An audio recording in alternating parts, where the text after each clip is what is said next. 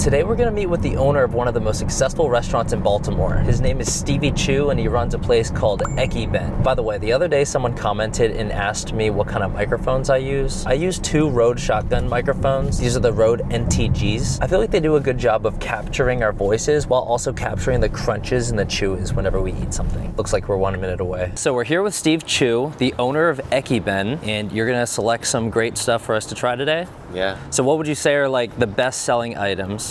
Definitely the neighborhood bird.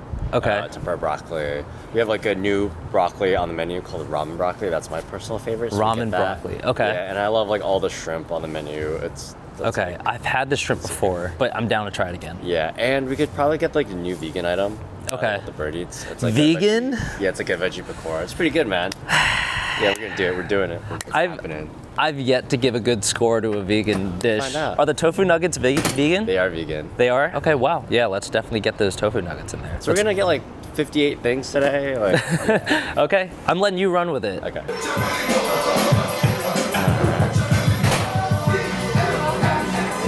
Hi, let's do a side of walnut shrimp. Okay. Let's do the ramen broccoli. We'll do the tofu nuggets. We'll do like a spicy bird on a bowl. Okay. We'll do a spicy what the bird eats on a bun. Yum, my favorite. Yeah, and it's so good, right? So good. I love it. That's the best. We'll do like a crispy shrimp bowl. Okay, so you guys are all set. Sweet. It's gonna be about 15 minutes for your order. Spicy neighborhood bird, $22.68 for this. How are we supposed to eat this thing? Yo, get a knife, cut it up, and just like dig in, just have fun. Are you not gonna eat with me? I mean, I'll eat with you. I Here, got why the, don't you take that tray, move that tray and then I'll put some on your plate. Cool, that works. Yeah, this thing looks freaking incredible, dude. I don't know if... It's pretty wild.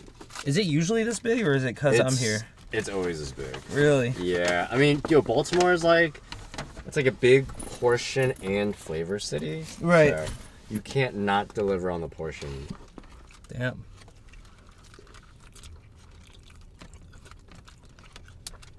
It's sweet, it's spicy. I like how you don't overdo the spice. It's the perfect amount. Yeah, so we use like Ethiopian spice blend that's like made just for us. We get it imported from Ethiopia. Okay. So my business partner is Ethiopian, and he goes to Ethiopia every year just to, build that connection with our vendors and making sure the facility is making the product to the specs that we need it at. It's absolutely incredible. So I Googled the word Ekiben, and it's like a Japanese bento box. Is this Japanese cuisine, or what exactly? You said Ethiopian. What exactly is this? Yeah, it's just like Asian fusion.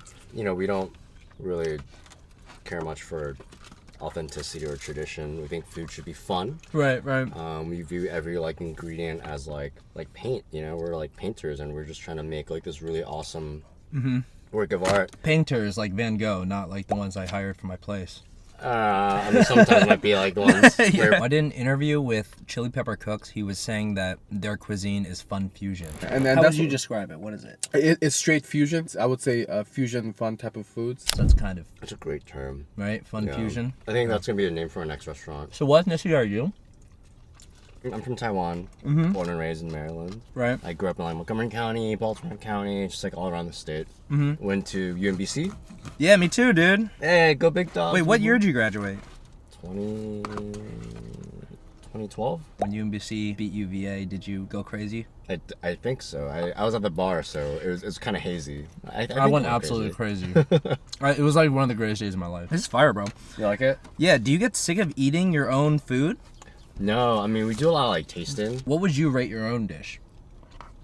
This? Yeah. I give it like an 8-7. Really?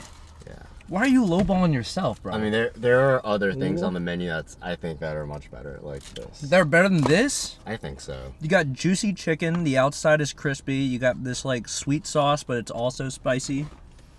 And then pickled vegetables to cut the spice and the sweetness. They're pretty good balance. Yeah. I would go like 9.4 on this. Damn, 9.4? Dude, I mean, this is like my Shit. favorite. This is my favorite thing in Baltimore. 9.4. What the bird eats? $13.91 for this. Damn, bro, look at the size of this thing. It's big. So this was developed by our really good friend Peter Serpico. He's a 2 Michelin star chef. He's here working with us at Ekiben, and this was one of the first things that he put on the menu. And I was actually quite surprised. I was like, bro, why are you putting something vegan on the menu? Oh, this is vegan. It's vegan. And he was like, why not, man? It's delicious. At first glance, I thought this was chicken, but it makes sense. What the bird eats, why would a chicken eat chicken? So I took little pieces of chicken and I gave it to the chicken. Yeah. So it's a curry veggie pakora patty. Make your own like vegan herb aioli. It's like serrano peppers in it, bunch of herbs. That's why it's green. Yeah. And then little like tomato sauce on top to make it more refreshing. Wow. So are the tomatoes supposed to be outside of the bun? It's also like inside of it. Yeah. Yeah. It's just presentation. I think Wow. the bun slid down Yeah, a little yeah. bit, but Okay. yeah. I'm gonna eat this together. Yeah, dude, just dig in, man. How would you attack this thing? Because you got all the meat here, and then it's like, how do people usually do it? Confidence. You got this. Holy crap, dude! This is like 2 pounds. All right, here we go. It's good, right? Yeah, it is. That's something else. Are these the same curry spices that are used on the chicken? Yeah.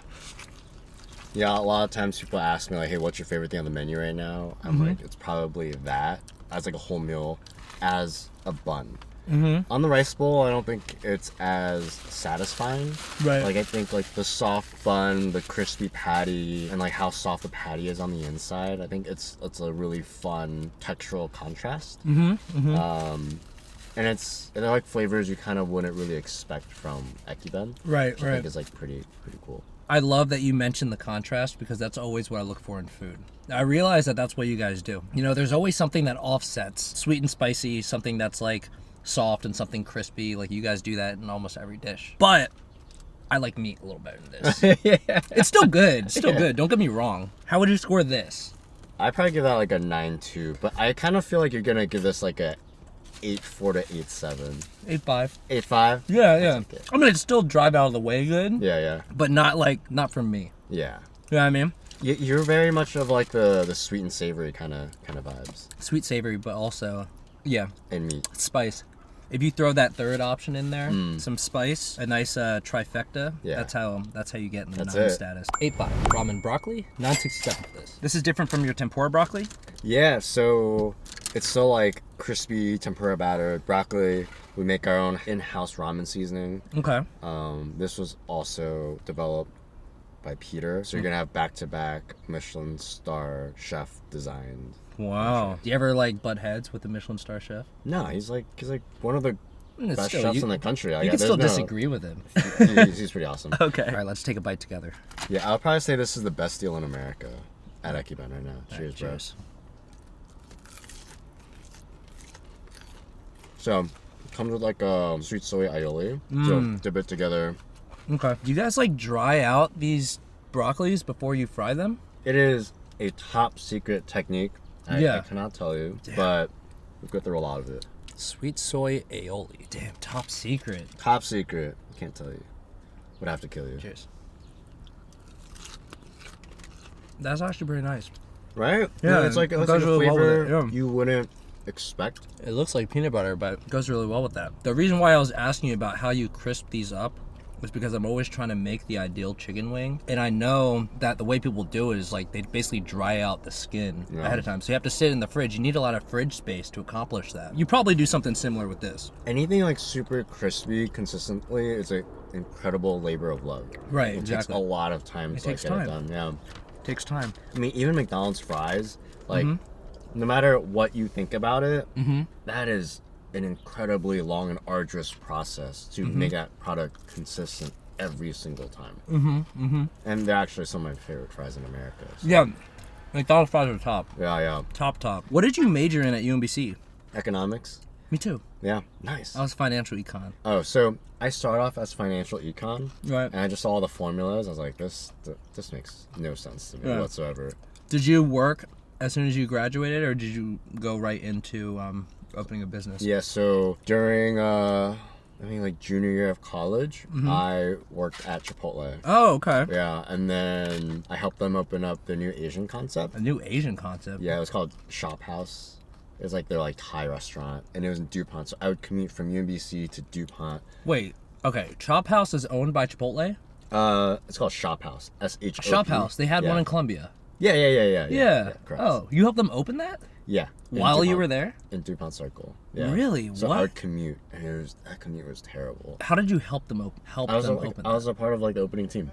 Okay. No, Huh. I was. If you I went thought you were like there- recruited. Kind of. I mean, I worked at Chipotle. I heard about it, and then I sent them an email asking work from, and I got the job. And then when did you decide to jump ship and do your own thing? When I graduated, after Shop House, I went to go work at a bunch of different other restaurants.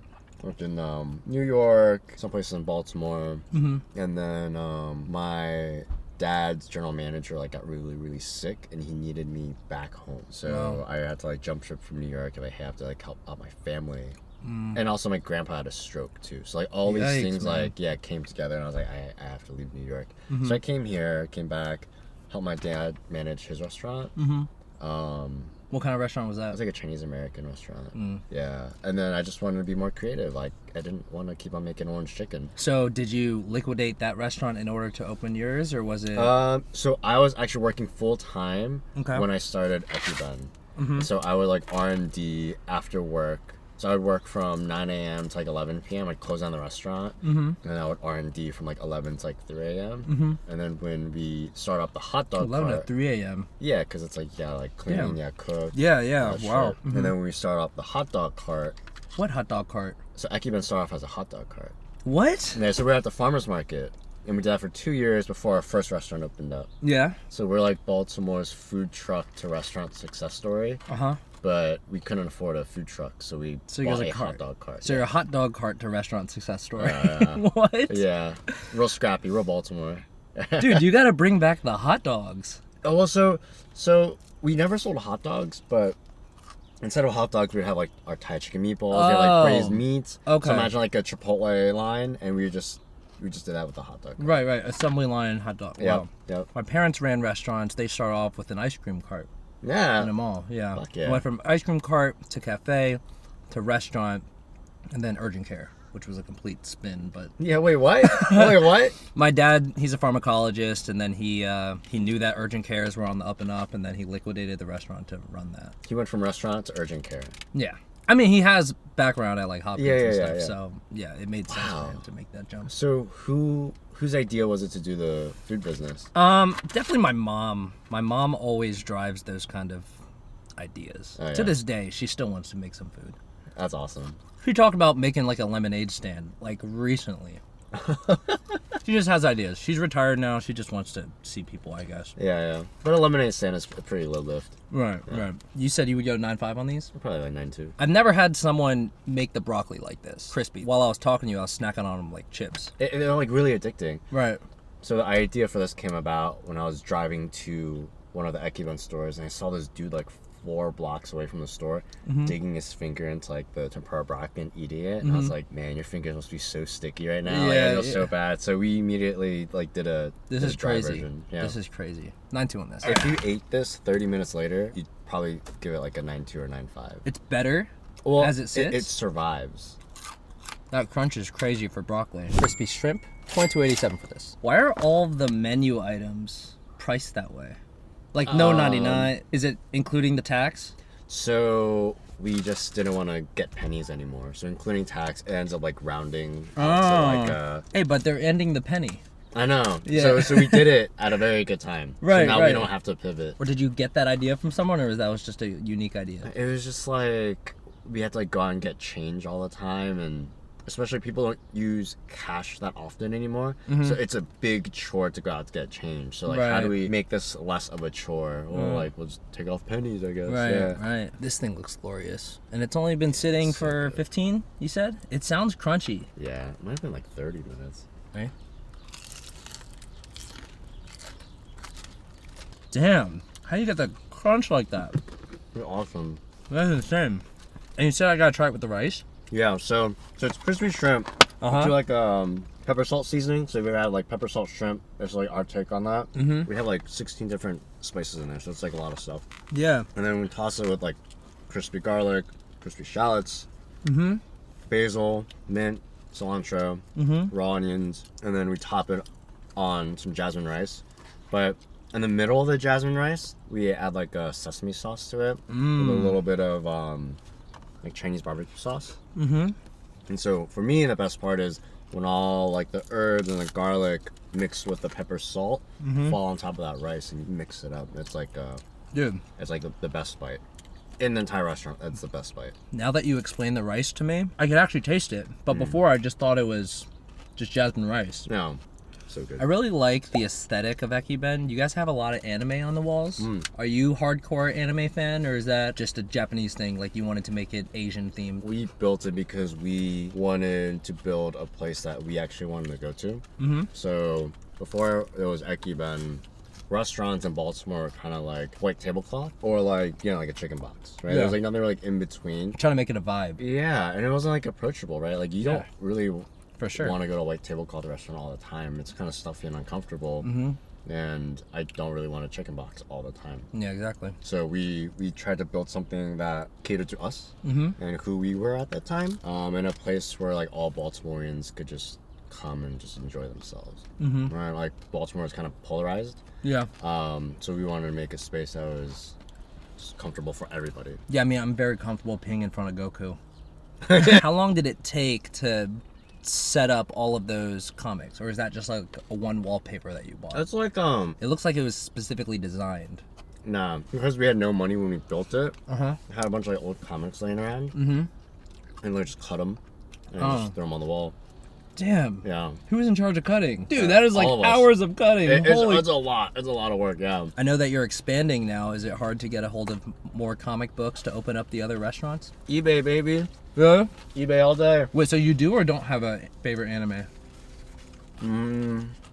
I'd probably say my favorite anime would be Full Metal Alchemist. Oh, That's a pretty good one. that's a lot of people's favorites. If you want to watch like a new anime, Solo Leveling. Solo Leveling. Okay. I binged it in like 2 days. Have you seen? And I never watched TV. ever. I rarely watch series, but this one was just so good. Okay. And I'm not even a hardcore anime guy. It was just so, my friend that's hardcore recommended it to me. I watched one episode and I just like had That's to keep it. going to the next one. Yeah. That's awesome. This is your favorite dish. That's my favorite dish. What would you go? Probably 9-7. Oh damn! I've never done that. I wouldn't go 9.5 though, which is the highest I've given. Yeah, 9.5 on this. Spicy walnut shrimp, 1957 for this. This is also one of my favorites. Wow, dude, this is crazy. This is incredible. Beautiful. It's crisp so well. We're eating this one fresh. Oh yeah. Last one wasn't as fresh.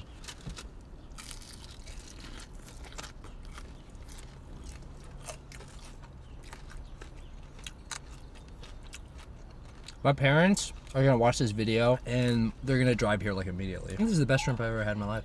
No. I was like, this is up your alley. Sweet, savory, spicy. Those are 3 things that you want. Holy crap! And I love shrimp. 9-7. I mean, I just gave it 9.5 and I'm just like, Yeah. crap, now I have to go higher. Okay. How do you spice this up? What is it, like cayenne or? Yeah, so we have like a sashimi togarashi blend. Uh-huh. So fry the shrimp the same way as the last shrimp dish that you just had. Uh-huh. We dust it with the sashimi togarashi blend that we have. We make a Oh, yeah, the spicy togarashi, yeah. walnut shrimp sauce. There's no walnuts in it, but everyone always asks, like, why is it called walnut shrimp? Because it tastes like walnut shrimp. Like, have you not had walnut shrimp before? Damn, bro. Yeah, it's so good, right? And it's addicting too. You like want another bite, another bite, another But bite. you like the other one better than this one?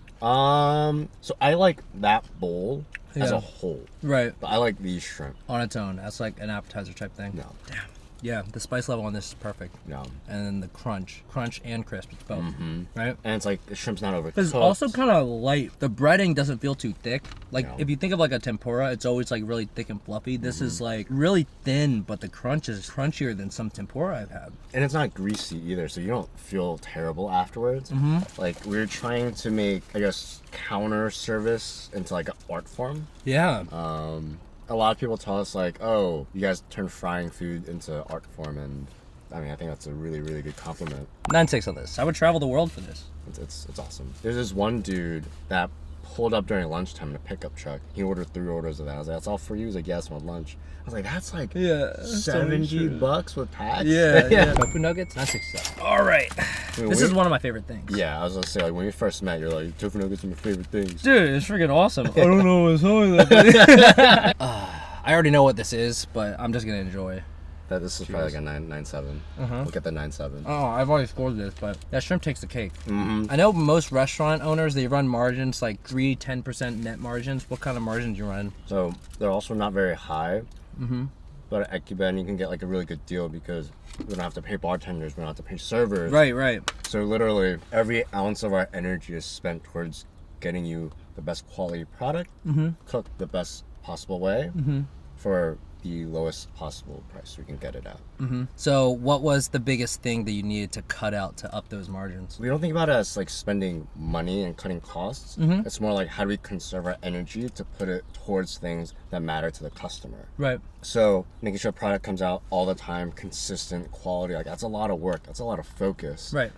Getting our supply chain down, training our chefs to make things very consistently each and every time. Sometimes chefs will be like, I don't like this recipe, I'm gonna like mess with it. And we Right. do a lot of work to make sure no one messes with our stuff. Wait, so you hire new chefs and then they try to put their own spin on it? No.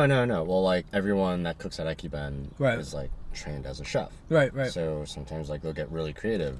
And we do give them space to be creative. Like we have our pop-ups or like family meal. And if things are really, really awesome, we'll put on menu. Right. But yeah, we focus a lot on like training them like on discipline and quality control. Back when my parents used to run a restaurant, they had specials like once a month. How often do you guys do these like special dishes? So internally, we have specials all the time.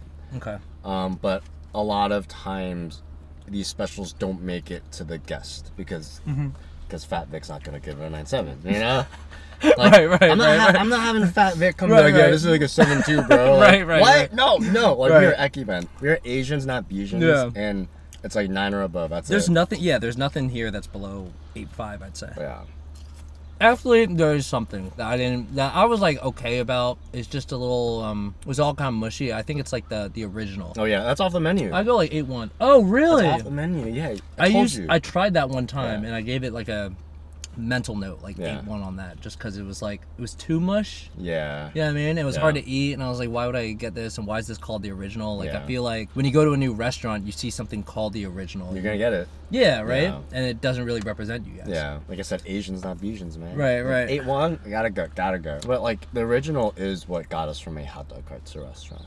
But like once we Really? got to a restaurant, it's like, you know, we have so many more tools at our disposal. We're like more talented, better chefs. And it's like we can just upgrade and change things, and it's okay. I think a lot of times, I saw this with my family's restaurants too, was like they would get so attached to like menu items. Like, Right. I'm like, Dad, why is your menu 500 items deep? Like, why don't you take this off? No one orders it. It was like, oh, well, Chad orders it. Someone, like, one person. Yeah, like Chad comes twice a year. Right. So you guys are expanding. You guys have 3 locations. Are you working on a 4th? Yeah, our 4th one's gonna be open in Frederick. Oh, what? We love the neighborhood. The community's great. It's like a small, tight-knit community. It reminds us a lot of like Baltimore. Is it going to be the same kind of setup? I don't know. We're still working on it. Okay. You're not going to go like full restaurant. Because you know, like when I look at the inside of there, it kind of reminds me of when Chipotle first started. You know how it started off as kind of like a warehouse look? And it was just to keep the cost low, but then it ended up becoming their identity and they ended up never changing it. And now they're this conglomerate. Yeah. Right? It was a vibe. Going there the first time and seeing like how they use the plywood and like all the holes in the plywood with like the lighting in the back. So, wow, this is genius. Yeah. And it was just to keep the cost down. That's it. The owner's dream was to have like a Michelin star restaurant or something. Yeah. This is freaking fire, dude. I know. It's hard to focus because I'm just like, should I eat it all or what? 9.7. 9.7. I mean, that's I've never got a 97 in like a class before, so it's hard for me to actually go. Steve Chu from Ekiben. Thanks for man. being with me.